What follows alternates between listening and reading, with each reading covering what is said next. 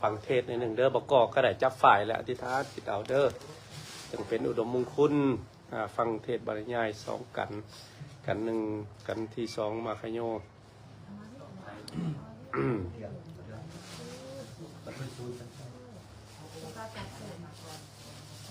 เปลวเทียนละลายแท่มือเปล่งแสงอันอัมภัยชีวิตแม่มาลายไปเหลือสิ่งใดไว้ให้เห็น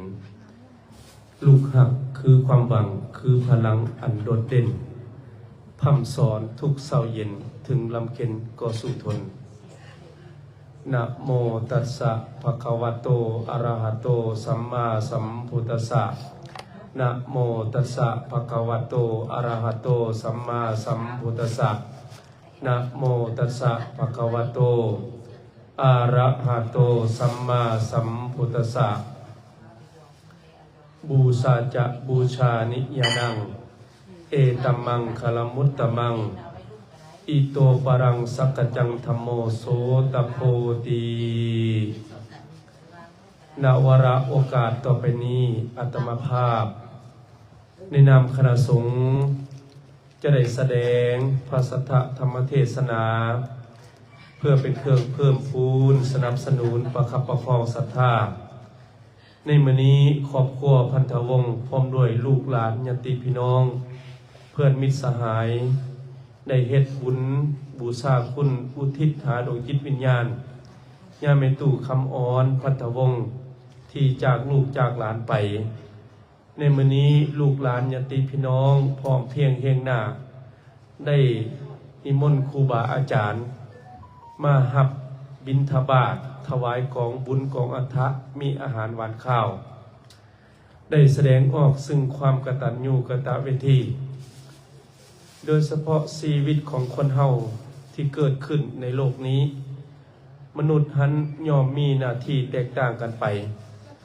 โดยเฉพาะหน้าที่ของมนุษย์นั้นมีหน้าที่ใหญ่ๆหนึ่งคือหน้าที่ในรับผิดชอบต่อครอบครัว2รับผิดชอบต่อสังคมโดยเฉพาะชีวิตและผลงานของยาไมตู่คำอ่อนพันธวงศ์นั้นก็เป็นยาไมตู่หนึ่งที่ได้มีผลงานหรือว่าเป็นคนที่หักลูกหักหลานโดยเฉพาะลูกหลานของเพิ่นนั้นเพิ่นใดให้กำเนิดลูกหลานเกิดมาถึง8 คนหรือ8ท่านถือว่าบ่น้อยชีวิตของเพิ่นนอกจากนั้น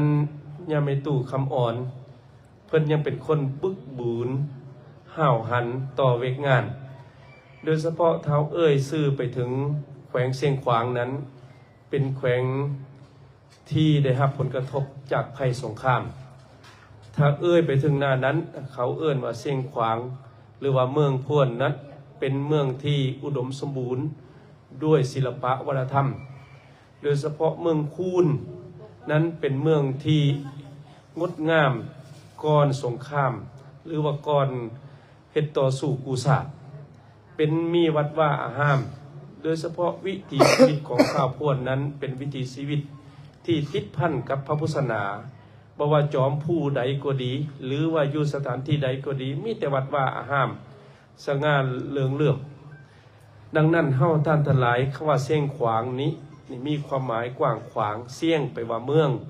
ขวางก็มีความหมายหลายอย่างบางคนก็แปลว่ากว้างเสียงกว้างแปลว่าเมืองกว้างเมืองใหญ่เมืองที่เบิ่งและสุดสวยหูสายตา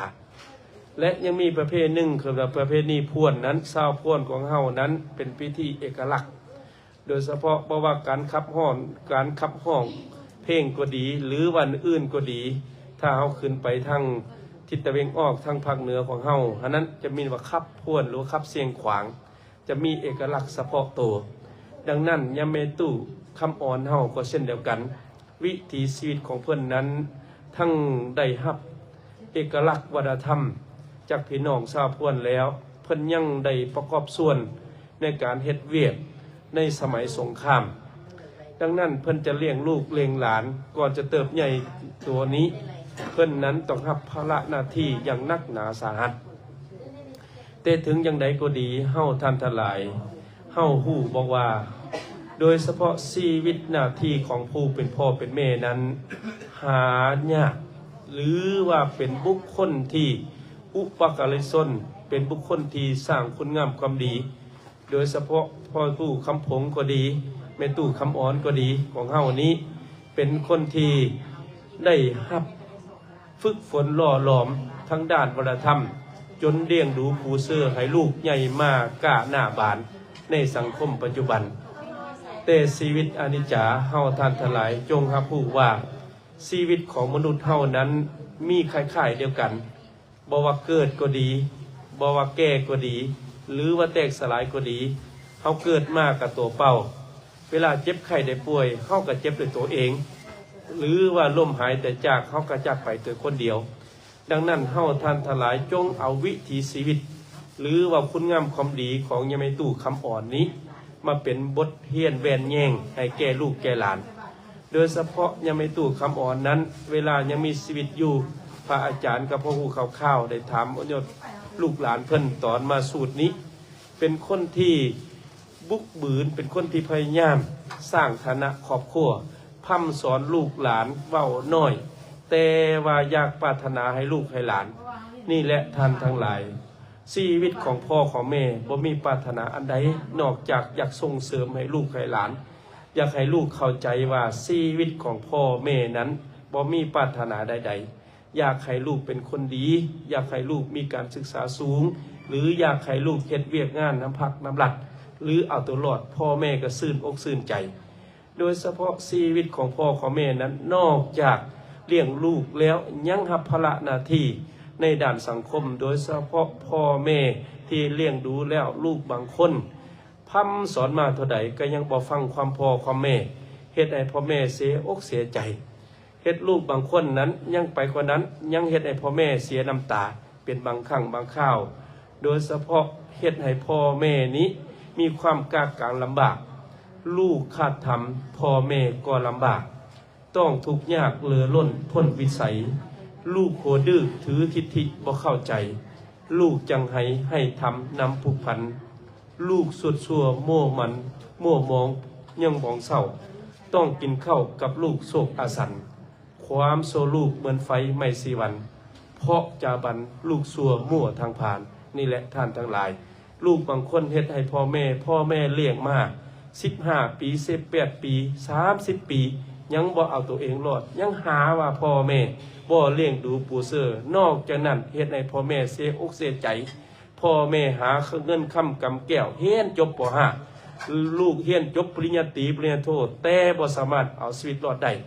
ย้อนหยังออกตัวนิยมท่านทั้งหลายย้อนพ่อแม่นั้นเพิ่นมีคุณธรรมจบประถมป.1 ป.2 ก็ดีแต่ว่าเลี้ยงลูก5-6 คน 7-8 คนเลี้ยงสบายแต่ลูก 7-8 คนก็หรือว่าลูก 3-4 คนบ่สามารถเลี้ยงตอบบุญแต่คุณพ่อแม่ได้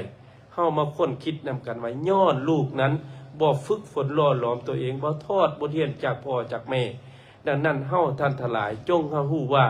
พ่อแม่บ่อยู่นำเฮาดนดอกคือยามแม่ตู่คำอ่อนนี้เพิ่นจากโคกเฮาไปแล้วเสียงชื่อเสียงของเพิ่นก็บ่เห็นรูปร่างลักษณะของเพิ่นก็บ่เห็นแต่รูปถ่ายอยู่ข้างฝาหรือว่า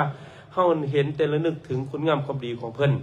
ดังนั้นเฮาท่านทั้งหลายเมื่อยังมีพ่อแม่จงรักเพิ่นหลายๆหรือว่าเฮ็ดให้เพิ่นซื่นอกซื่นใจดูแลเพิ่นอยู่สม่ำเสมอพ่อ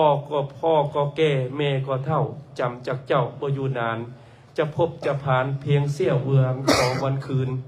ใจจริงบ่อยากจากเพราะอยากเห็นลูกหลาน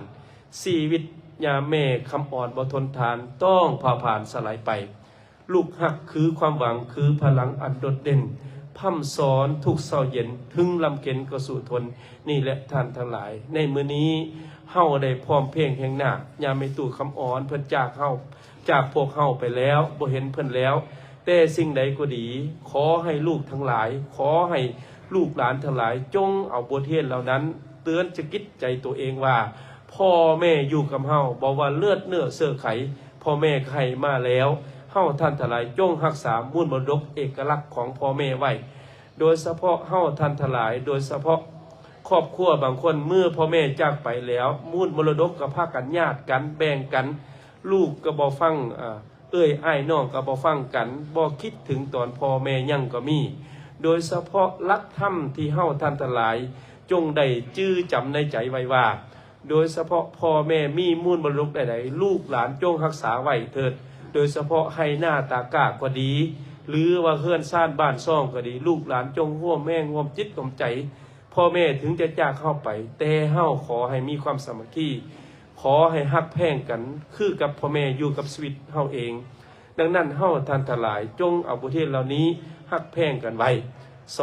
2เมื่อพ่อแม่หาวัตถุใดๆมาบ่ว่าเป็นทรัพย์สมบัติใดๆลูกหลานจงรักษาไว้เป็นแว่นแย่งให้คิดว่าพ่อแม่อยู่กับเฮาตลอดไป3ขอให้เฮาท่านทั้งหลายมีศีลมีธรรมโดยเฉพาะมีศีล5วันศีลก็ให้ละวันพระก็ให้ว่างรักษาศีลหรือว่าถึกต้องป้องดองกันมีหยังก็คอยเว้าคอยจ่ามื้อนั้นพ่อแม่ซื่นอกซื่นใจเมื่อเห็นลูกทั้งหลายที่มีความสามัคคีกันเฮาท่านทั้งหลายอยู่สถานที่นี้จงเอาธรรมะเหล่านี้เตือนสกิดเฮาว่าพ่อแม่อยู่กับเฮาตลอดไปขอให้เฮาท่านทั้งหลายจงฮักแพงกันฮักเสื้อแพงชาติฮักบ้านเกิดเมืองนอนฮักนามสกุลเฮาเองชื่อว่าพ่อแม่นั้นซื่นอกซื่นใจถึงว่าเพิ่นจะจากไปเหิงปานใดก็ดีพ่อแม่ก็อยู่กับเฮานี่แหละท่านทั้งหลายในมื้อนี้เฮาท่านทั้งหลายได้บ่เห็นอีกแล้วยังไม่ตู้คำอ่อนพันธวงศ์ขอให้ดวงจิตวิญญาณยังไม่ตู้คำอ่อนอยู่แห่งบนใดขอให้เจ้าจงภูมิใจโน้มเอาเด้อลูกหลานฮักแพงสามัคคีมีกองบุญงามๆมีต้นกระพฤกมีอาหารหวานข้าวญาติพี่น้องมาเต็มหน้าบ้านหน้าเฮือนนำลูกนำหลานนี้ขอให้เจ้าโน้มมือเอาเจ้าอย่าห่วงอย่าใยกับลูกกับหลานนี่เด้อใส่เปียวเทียนละลายแท้เมื่อเป่งแสนอันอภัยชีวิตแม่มาหลายไปเหลือสิ่งใดไว้ให้เห็นลูกฮักคือความหวังคือพลังอันโดดเด่นพร่ำสอนทุกเศร้าเย็นถึงลำเค็นก็สู่ผลฮักของไผหรือจะเท่าทอพ่อแม่ฮักผูกสมัครสายเลือดบ่เหือดหายผู้อื่นฮักยังประจักษ์ว่าฮักคายจืดจางง่ายบ่จีรังดังพ่อแม่เฮาดอกนาดังนั้นเฮาท่านทั้งหลายในมื้อนี้ครอบครัวพันธวงศ์ได้พร้อมเพรียงแห่งหน้าได้พร้อมหน้าพร้อมตาขอให้ดวงจิตวิญญาณของยมตู่คำอ่อนโน้มมือเอาขอให้ยมตู่คำอ่อนไปสู่สวรรค์สันฟ้าพุ่นเถิดอย่าห่วงอย่าใหญ่นำลูกนำหลานเด้ออีกอันหนึ่งบุญกุศลเหล่านี้จงย้อนสะท้อนมาถึงครอบครัวลูกหลานญาติพี่น้องขอมีความสุขกายสบายใจปราศจากเคราะห์เข็ญเวียนหายอันตรายทางปวงขึ้นซื่อว่าความทุกข์ยากลำบากจะมาใกล้ขอให้สุขขอให้มีโชคมีไสญาติพี่น้องที่มาใส่บาตรในมื้อนี้ขอมีความสุขกายสบายใจดังพุทธภาษิตที่ยกไว้ในมื้อต้นนั้นว่าบูชาจะบูชานิยานังเอตัมมังคลุมุตตมังแปลเป็นภาษาลาวว่าโยบุคโลบุคคลผู้ใดบูชาบุคคลที่คนบูชาหรือบูชาบิดามารดาบุคคลนั้นชื่อว่าได้มงคลสูงสุดในชีวิตเอวังก็มีด้วยประกาศนี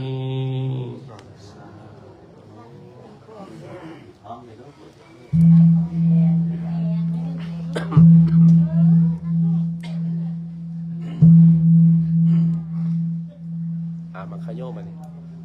นาทานนนเทศมาขยโย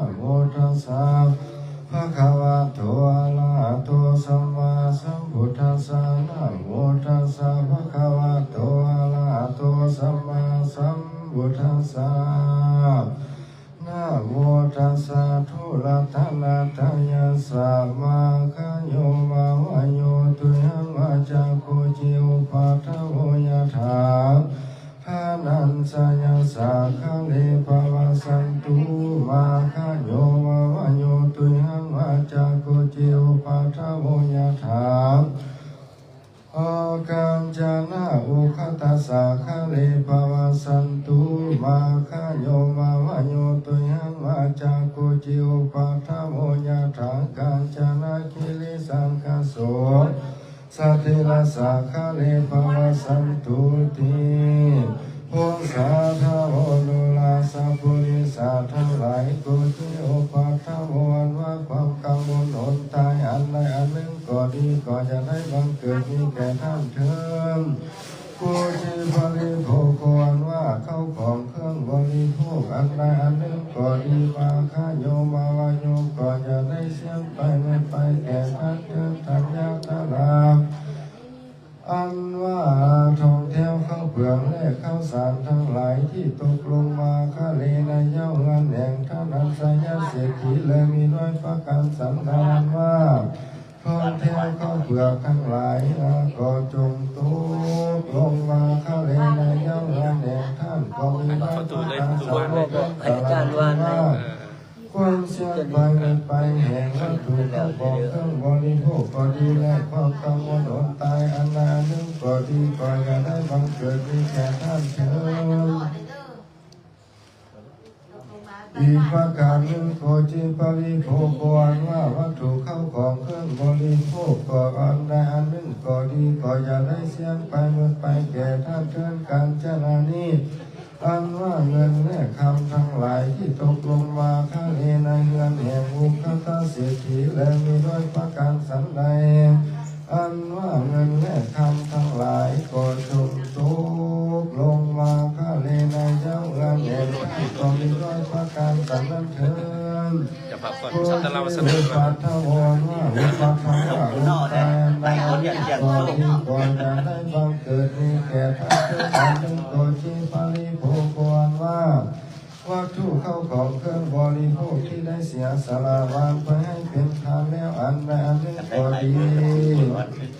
ก็อย่าได้เสียงไปหมดไปแก่ท่านเถิดการจนาคิริสังคโสอันว่าโดยคำบรรสุแม้แต่สองก็เกิดมีมาในกำลังเงินแห่งดิน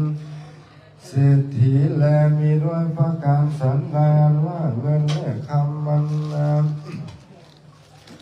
เงินและคำก็จงบังเกิดมีแก่ท่านทั้งหลายด้วยประการสันนั้นเถิดอันว่าอุปัฏฐาว่าคนตายอันใดอันหนึ่งก็ดีก็จะให้บังเกิดมีแก่ท่านเถิดอีกประการหนึ่งอันว่าวัตถุของเครื่องบริโภคอันใดให้ทานไปแล้วกล่าวคือว่าเงินและคำเสื้อและแหวนเสื้อผ้าอาภรณ์อันใดอันหนึ่งก็ดีก็จะให้เสียงไปเมื่อไปก่อข้าเลกังหาปานานีอันว่ากังหาปานานีคือว่าเงินและคำแก้วและแหวนที่ตกลงมาข้าเลในเงินหอองค์แห่งพระยามันทตุลาด้วยประการสันดานว่าเข้าของกองแก้วและเงินคำทั้งหลายก็จงตกลงมาข้าเลในยาวเงินแห่งท่านก็มีด้วยประการสันนั้นเถิดพบทำเข้าของเครื่องบริโภคอันใดให้ทานไปแล้วก็อย่าได้เสียงไปหมดไปแก่ท่านเถิดสัพพทานานิอันว่าทรัพย์สมบัติเข้าของทั้งวันนั้นตกลงมาข้าเลในเงินแห่งปุณณกัมตเศรษฐีก็มีโดยสันดานว่าทรัพย์สมบัติเข้าของเหล่านั้นก็จงตกลงมาข้าเลในย่างงานของท่านด้วยประการสันนั้นเถิดกับทั้งปวงกังวลอดตายทั้งหลายเป็นต้นว่าความโกรธสบายเดือดร้อนใจเจ็บทุกข์โศกให้หมดหวังใจและห้องให้ต่างๆก็จะได้บังเกิดมีแก่ท่านเถิดอีกประการหนึ่งอันว่าเข้าของเครื่องบริโภคอันนาหนึ่งก็ดีคือว่าเงินและคำแก้วและแหวนเสื้อผ้าอาภรณ์และข้าวนำโภชนาอาหารก็อย่าได้เสียงไปเมื่อไปแก่ท่านและสัตตลาตานามัสสานิอันว่าหาผลแก้วเจ็ดประการนั้นตกลงมาในความพ้นภาษาราชสวรรค์หลวงแห่งพระยาเวสสันดรฟ้าว่าเป็นราศีตนสิบหมายเสด็จจากป่าไม้เข้ามาเมืองก็มีด้วยประการสันใดอันว่าหาผลแก้วเจ็ดประการคือว่าแก้วพระธาตุพระเลี้ยงเหลือตาแก้วพิลานาภูมิแก้วพระพามีเสียงเงินแก้วว่ามีทุ่งนาสมีแก้วพิทูลมีคำว่าแก้วว่าศีลาหลักอาภาแก้วมุกดางามซอยโซ่เงินคำโซ่เงินหลายก็จงตกลงมาได้กันอย่างเด รียนดาเทียมบ้านเทียมเมืองของท่านเจ้ามูลสถานมีเจ้าเงินเป็นเข้ากับทางขอจะให้พวกท่านโศกเศร้าทุกยากให้เข็นใจสั่งสะเทือนในของข้าเทิ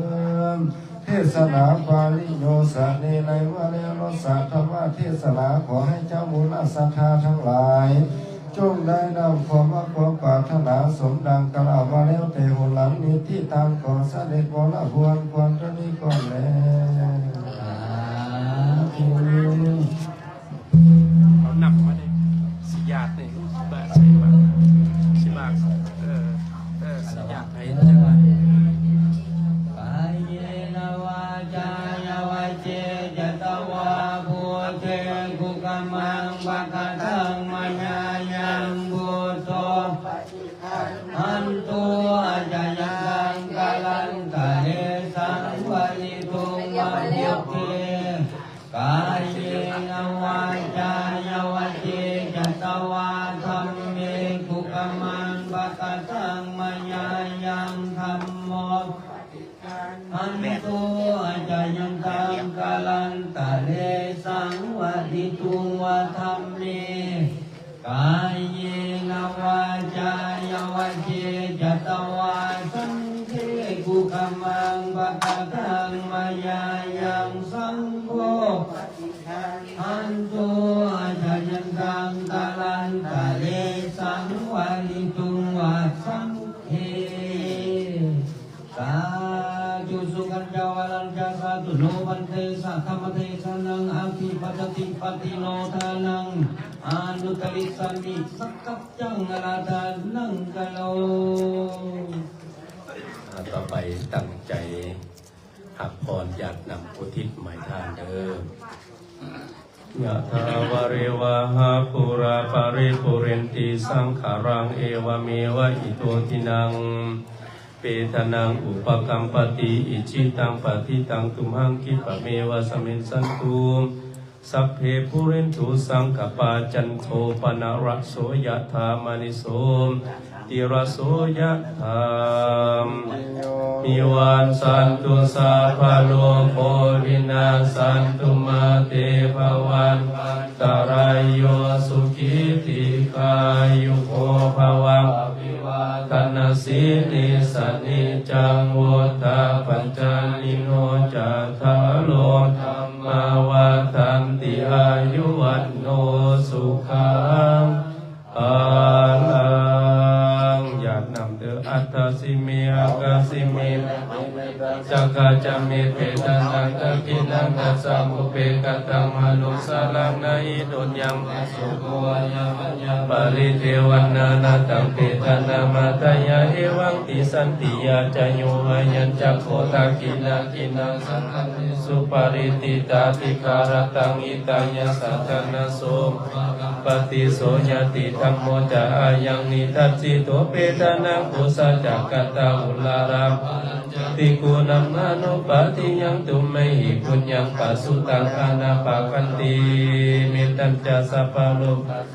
มาดาสัมภาวะเยอปาริมานังพุทธังอโทจติรินัจจะสัพพะธัมสัพพะทังทิทันจาลังนิสีโนวาสยาโนวายาวาตัสสานิกันตานิโตติงอาทิทายาภมมามิตังวิหารังอีทังวาหุติจินจาอนุปะคัมสัมปันโนกัมเมสุวิริยะเขทังนาหิสัตถุขับขาวาสยังเลเตติสัพเพสัตตาเวราวันตุสัพเพสัตตาพยาปัสสาวันตุสัพเพสัตตานิคามเปสัตตาสุขีอัตนังปริหารันตุสุขีสุขีสัตตุสัพเพสัตตาเด้อสัตว์ตัวน้อยตัวใหญ่ตัวตีตัวพร้อมก็ดีในมื้อนี้ครอบครัวปัตตะวงศ์ในอุทิศส่วนกุศลหายามิตุกับมอนตะตัวเด้อสัตว์สีกาตัวน้อยตัวเป็นตัวเย็นตัวตายก็ดีขอให้พวกเจ้าทั้งหลายจงรับส่วนกุศลเหล่านี้ลูกหลานพระพันตะวงศ์ทั้งหลายจงนำเอาดวงจิตวิญญาณยามิตุคำอ่อนปัตตะวงศ์มาหักของบุญของอาถาตนการะพึกอาหารมันข้าวนี้เด้อเจ้าภูมิตีภูมิตาเจ้าดินเจ้าดอนตนยาเจ้าสิ่งศักดิ์สิทธิ์ทั้งหลายบุญกุศลทั้งหลายจงนำเอาดวงจิตวิญญาณยามิตุคำอ่อนมาหักของบุญและไปสู่สวรรค์สันตพุทธะอีกอันหนึ่งบุญกุศลเหล่านี้จงยอดมาถึงให้ลูกให้หลานให้ญาติพี่น้องให้ อยู่ซุ่มกินเย็นอยู่คำอยู่พูดอยู่ห้างอยู่มีเห็นเบียกอะไรก็ดีให้ส่งไอ้ใส่คำไม่พูดอายุมันคนยืนสุขชื่อกายสบายใจจัตตารโอธรรมาวัตติอายุวันโนสุขังภะลาเด้อไปเตรียมไปใส่บาตรเด้อนี่เอานำยาทำกันเด้อเปลี่ยนบาตรเด้อนะโมตัสสะภะคะวะโตอะระหะโตสัมมาสัมพุทธัสสะนะโมตัสสะภะคะวะโตอะระหะโตสัมพุทธัสสะนะโมตัสสะภะคะวะโตอะระหะโตสัมพุทธัสสะปังสะสามาปินิมมิตสัมตังคะเลเมฆะลังโอกิตะโคลัสเสนะมาลังคัง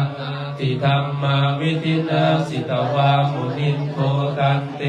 สะภวันตุเตสยมังคลานิมาลาติเลกัมมพิโยสิตสะปะลาติงโคลังปันนาลาวะกะมะกัมมทาตยากังกันติสุตังวิธินาสิตวามุนินโทตันเตสะภวันตุเตสยมังคลานินาลากิเลกัจวลังอติอันตพุทาวากิจากรรมสนิวสุทารุนันตังเมตัมโตเสกาวิธินาสิตวามุนินโทตันเตสะสะภวันตุเตสยมังคลานิโมกิตกากรรมติอาทาสุทารุนันตังภาวันติโยสนปะทังสุริมานะวันตังอิติปิสังกัตตมโนสิตวามุนินโทตันเตสะสะภวันตุเตสยมังคลานิวานาคาธามุตลังเอวกัมปิวิยาจินจายทุตาวัจนังสนกายัมเสสันเตนะโสมาวิตินาสิตวามุนินโตตันเตสะสะภวันตุเตสยมังคลานิสัจจังวิหายมติสาสกวาทะเกตุงวาทาปิโรปิตวนังอติอันตะโพตังปัญญาปฏิปัจจลิโตสิตวามุนินโทตันเตสะสะภวันตุเตสยมังคลานินันโทปัฏฐาปุสังฆังวิพุทังมหิติงบุตเตนะเทนะพุสเกนะธัมมาปัญญาโตอิทูปะเทสาวิตินาสิตวามุนินโทตันเตสะสะภวันตุเตสยมังคลานิทุกขังอภิเตปุสังเขนะสุทาหัตถังมังวิโสติสุติปิติภกาปิทานังญาณังกเทนาวิธินาสิตวามุนินโทตันเตสะสะภวันตุเตสยมังคลานิเอตาปิพุทธัสสยมังคลังอัตถังขายโยวัจจโนตินติเนสะเตมตันตินาเนกาวิวิธานิจุปัตถวาวิโมกขังสุขังอติกยานาโลสัพพัญโยสัยสิทธิทานังลัมบังโสติมาคายังสุขังภาลังสิริอายุจาวันโนจาโภคังโพธิจายาสวะสัจจาวาสัจจอายุจาสิวาสิทธิภาวันตุเตหับน้ำมนต์เด้อญาติพี่น้องเด้อสิทธิ์น้ำมนต์คอยอยู่ดีมีแห้งอยู่ซุ่มกินเย็นให้โจสิทธิ์เด้อสยันตัวโพธิยามุเรสักขยานังนันเทวาตโนเยวังตาวังโอยสัยสุสัยมังคะเลอปาลาสิตาปลังเกสิเสวะนาวิบุคาเลอภิเสเกสัพพะพุทธานังอังคาปโตปโมทันติสุนังคตังสุมังคาลังสุปปัสสะสุโหจิตังสุขโนสุมามุตโตจะสุญิตังพมัจจาริสุปัตตากินังมังวาจากัมมังปัตตากินังปัตตากินังมโนกัมมังปานิติเตปะตากินังปัตตากินานิกัตตวานารพันตะเถปาทากิเนสันเข่าได้เป็นคิวเข่าแล้วได้สันอ่ะ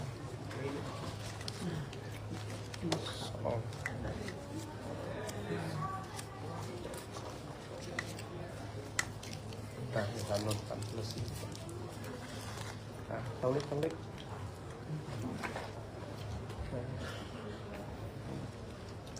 ก็บได้บางอาจารย์เก็บ